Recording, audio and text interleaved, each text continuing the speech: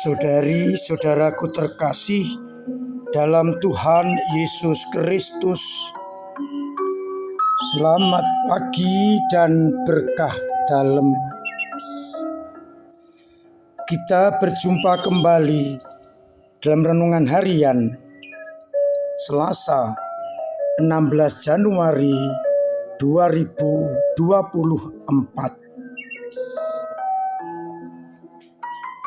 Bacaan-bacaan yang akan kita jadikan titik permenungan diambil dari kitab pertama Samuel bab 16 ayat 1-13 yang berbicara soal Samuel yang mengurapi Daud sebagai raja menggantikan Saul. Samuel diminta untuk pergi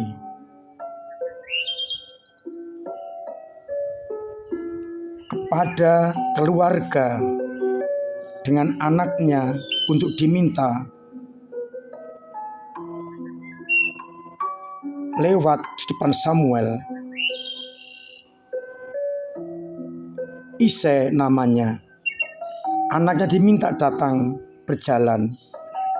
Dan akhirnya ketika Daud melewat di depannya, Tuhan bersabda, "Urapilah dia." Dengan demikian, Daud dipilih Allah menggantikan Saul.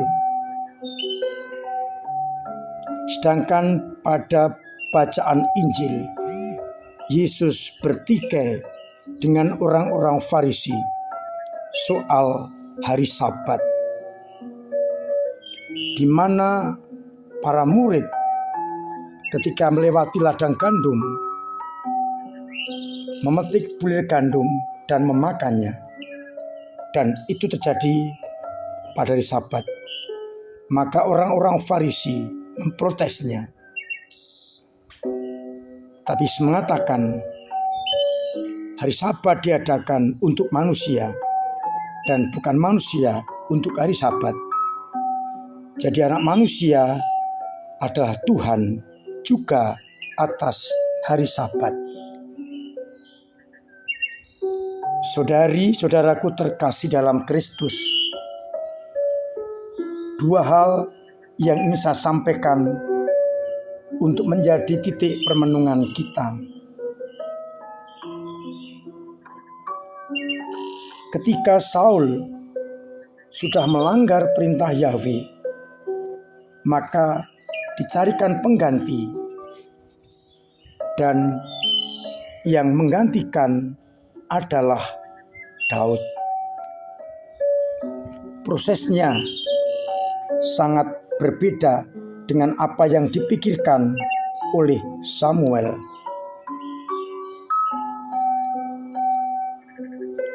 Ketiga anak Isai semuanya diminta untuk lewat di depan Samuel,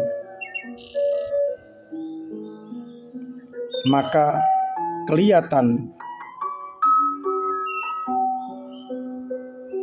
bagaimana pandangan Samuel berbeda dengan Allah. Ketika melihat Eliab, Samuel berpikir, inilah raja yang akan diurapi. Tapi Allah mengatakan, jangan terpancang pada paras atau perawakan yang tinggi. Sebab bukan yang dilihat manusia yang dilihat oleh Allah. Allah melihat hati, manusia melihat apa yang di depan matanya. Dan akhirnya semua tidak dipilih. Tinggal Daud yang masih bekerja mengembalakan ternak.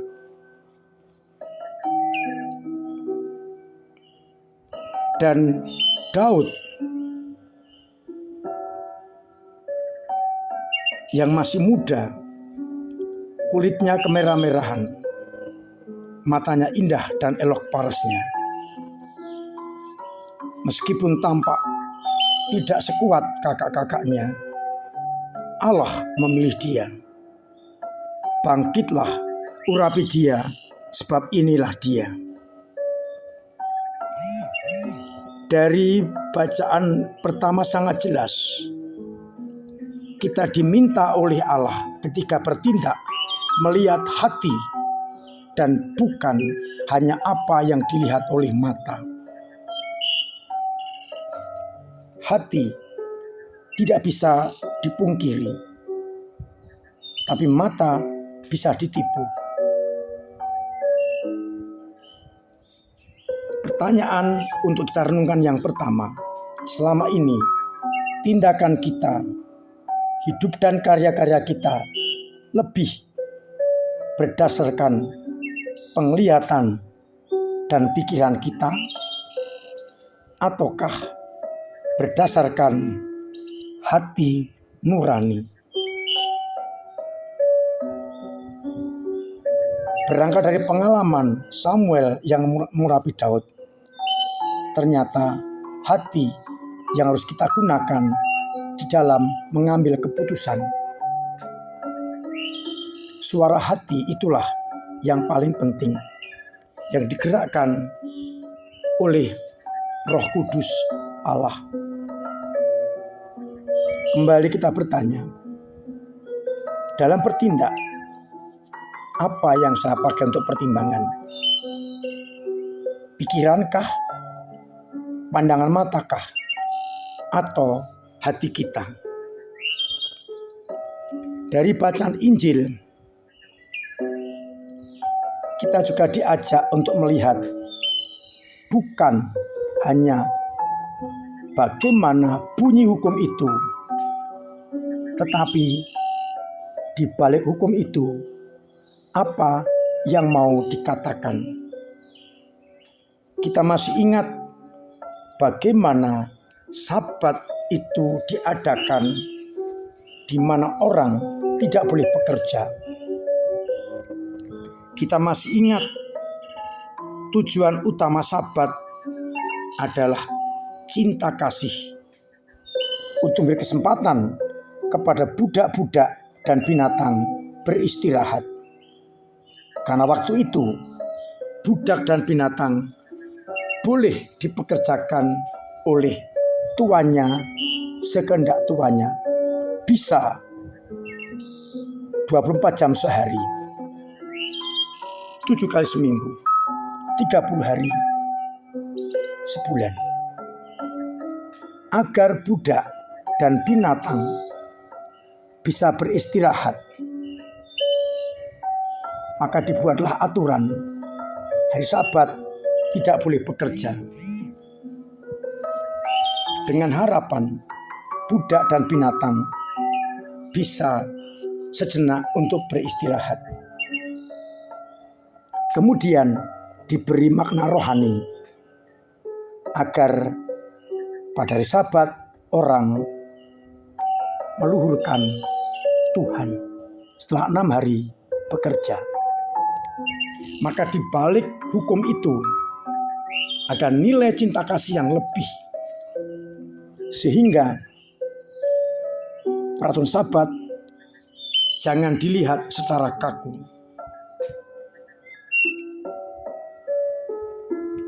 Dan orang-orang Farisi menerapkan hukum Sabat secara kaku. Pokoknya hari Sabat tidak boleh bekerja. Maka Yesus ingin mengajak murid-muridnya dan orang Farisi untuk melihat di balik semuanya itu. Tidak hanya melihat hukum, tapi di balik itu apa yang mau ditempuh, dihasilkan.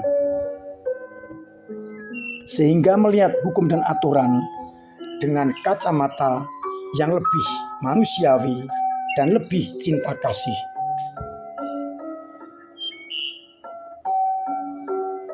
Dan ditegaskan oleh Yesus bahwa anak manusia adalah Tuhan juga atas hari Sabat. untuk kita renungkan,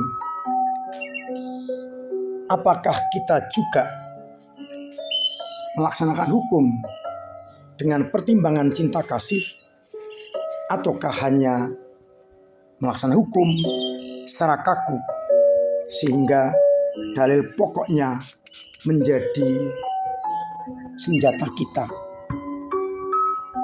Yang terpenting bukanlah pokoknya, tapi di balik hukum itu apa yang mau dicapai. Sehingga seandainya tanda kutip melanggar hukum demi cinta kasih, tidaklah menjadi soal.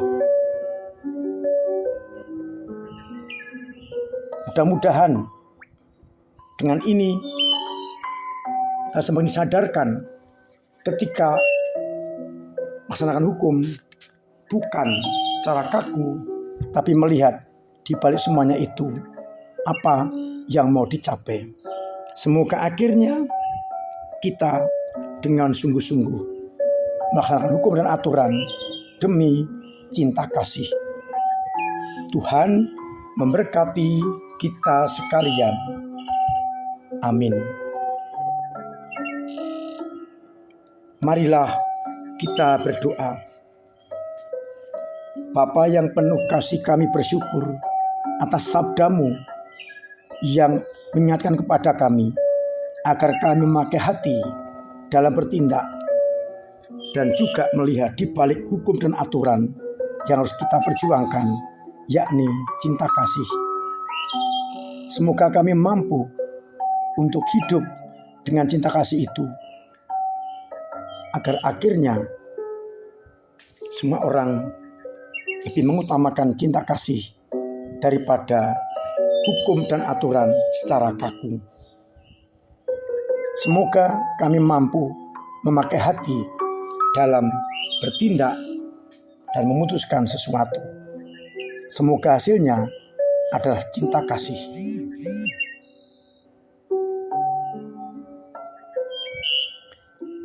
Kuatkanlah iman umat-Mu yang lemah, bangkitkan yang jatuh, dorong yang mandek, agar mereka tetap memiliki iman yang teguh. Semoga umat-Mu yang sakit Engkau sembuhkan, yang punya beban berat Engkau ringankan, yang punya persoalan Engkau urai, agar akhirnya pulih mengalami cinta kasih. Untuk itu, sertai kami dengan berkat-Mu sendiri, Bapa dan Putra dan Roh Kudus. Amin. Saudara-saudaraku terkasih, tetap saya ingatkan, saya anjurkan, setengah saya wajibkan untuk mematuhi protokol kesehatan demi keselamatan kita masing-masing dan juga orang lain. Semoga dengan cara ini kita tetap membangun pola hidup sehat, baik pribadi maupun bersama. Saya ingatkan bantuan untuk gempa atau untuk erupsi gunung berapi di Flores masih tetap diterima sampai akhir bulan. Harapannya kita dapat membantu mereka yang berkekurangan, yang membutuhkan, sehingga di saat mengalami kesulitan karena erupsi gunung berapi, mereka tetap mengalami cinta kasih Tuhan. Bisa langsung dengan saya, bisa dimasukkan dalam kotak dengan ditulis bencana Flores atau dengan transfer. Akan kita satukan dengan gerakan dari MSF di Semarang dan akan kita kirim ke Flores. Mudah-mudahan dapat membantu meringankan penderitaan mereka.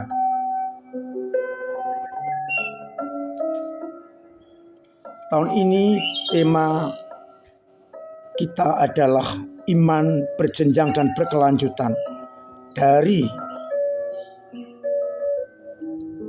piut usia dini sampai piul usia lanjut.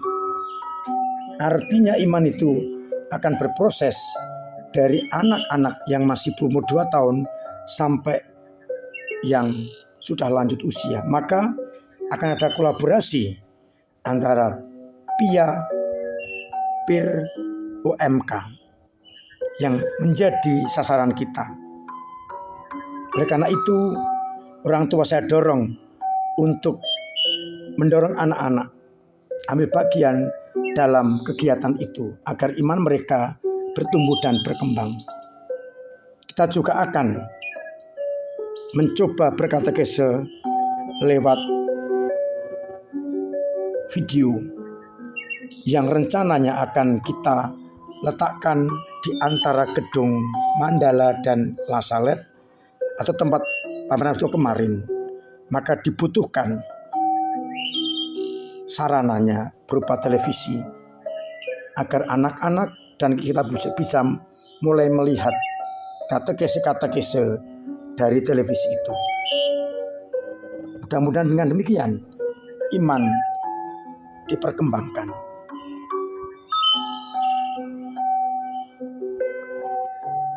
Terima kasih untuk semua saudara yang telah ambil bagian dan hidup menggereja. Semoga Allah berkenan membantu memberkati panjenengan. Akhirnya saya mengucapkan selamat pagi, selamat merenungkan, salam sehat, Tuhan memberkati